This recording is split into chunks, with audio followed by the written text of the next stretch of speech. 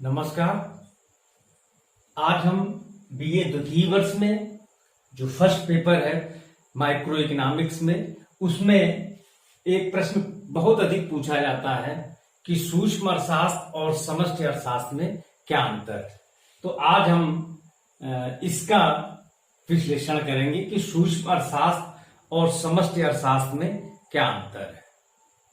तो प्रारंभ में इसको पहले दोनों की परिभाषा संक्षिप्त रूप में समझ लें कि सूक्ष्म अर्थशास्त्र क्या है और समष्टि अर्थशास्त्र क्या है।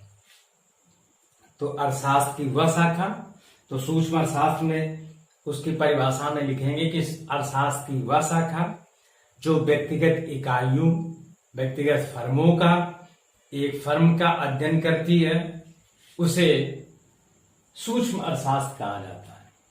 समष्टि अर्थशास्त्र, अर्थशास्त्र की वह शाखा जो संपूर्ण अर्थव्यवस्था, कुल आय, कुल रोजगार, कुल उत्पादन का अध्ययन करती है, उसे समष्टि अर्थशास्त्र कहा जाता है।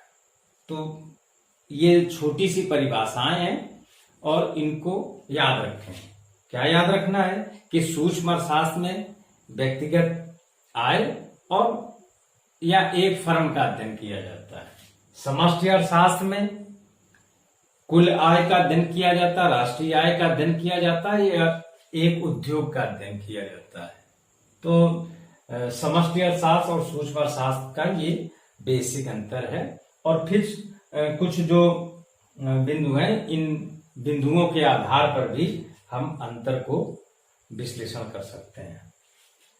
पहला है कि सूक्ष्म अर्थशास्त्र या अर्थव्यवस्था के एक अंग का अध्ययन करता है।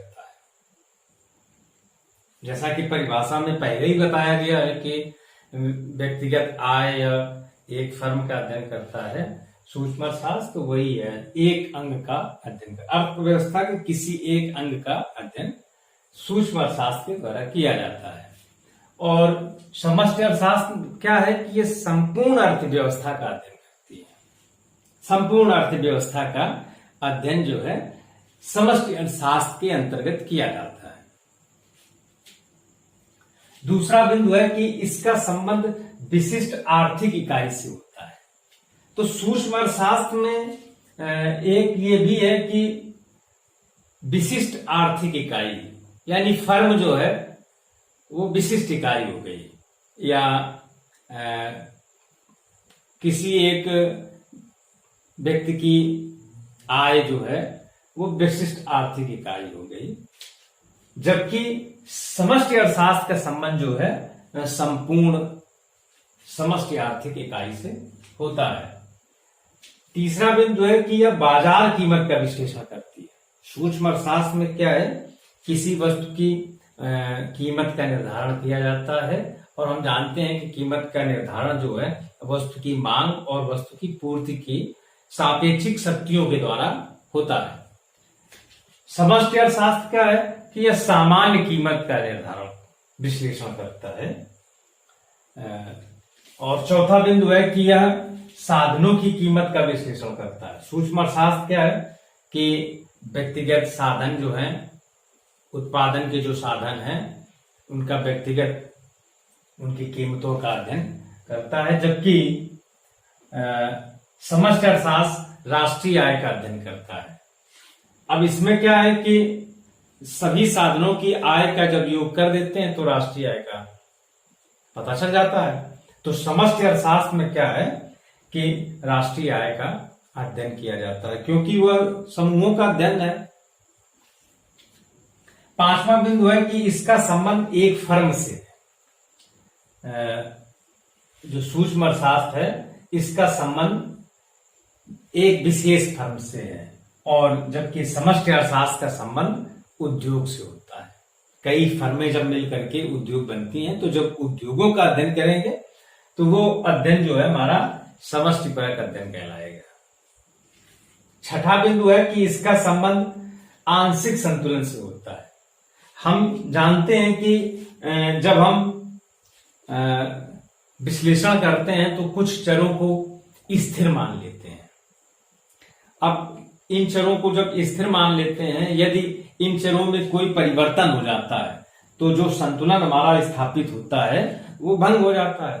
इस कारण से सूक्ष्म विश्लेषण जो होता है वो आंशिक संतुलन होता है, जबकि समष्टि अर्थशास्त्र में क्या है कि सामान्य संतुलन का अध्ययन किया जाता है।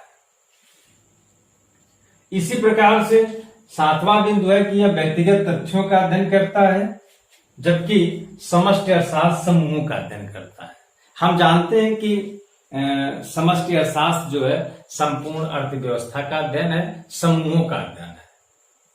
पूरे अर्थव्यवस्था के जो क्षेत्र हैं सभी क्षेत्रों का अध्ययन जो है वो समष्टि अर्थशास्त्र का विषय क्षेत्र है। इस प्रकार से इन 7 बिंदुओं के माध्यम से सूक्ष्म अर्थशास्त्र और समष्टि अर्थशास्त्र के अंतर का विश्लेषण किया गया।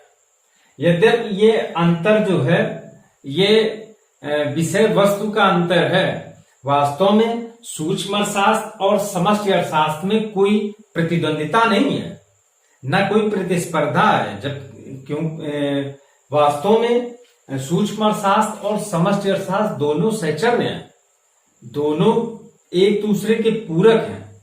यदि अर्थव्यवस्था का विश्लेषण करना है तो व्यष्टिपरक माइक्रो ऑब्जर्वेशन भी बहुत आवश्यक है।